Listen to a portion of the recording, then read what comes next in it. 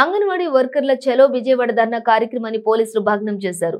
ఉద్యోగ భద్రత కల్పించాలని, ఉద్యోగాలను క్రమబద్ధీకరించి కనీస వేతనం నెలకు 26,000 రూపాయలు అందజేయాలని, పేస్ యాప్ ను రద్దు చేయాలని కోరుతూ అంగన్వాడీలు జిల్లా వ్యాప్తంగా బయలుదేరి విజయవాడలో జరిగే రాష్ట్ర వ్యాప్త ధర్నా బహిరంగ సభకు కదం తొక్కారు.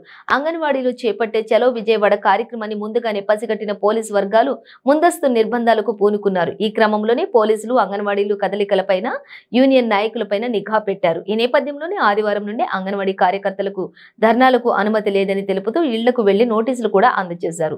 కొంతమంది అంగన్వాడీ కార్యకర్తలు ఇళ్లకు వెళ్లి పోలీసులు పెద్ద ఎత్తున హౌస్ అరెస్టులు కూడా చేశారని సిఐటియు నాయకులు ఆరోపిస్తున్నారు.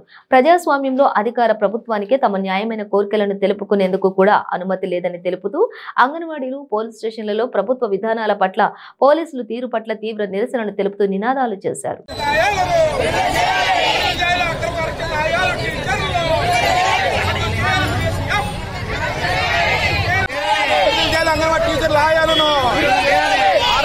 నాయకులను కార్యకర్తలు విడుదల చేయాలి, నాన్ అరెస్ట్ నాయకులను కార్యకర్తల్ని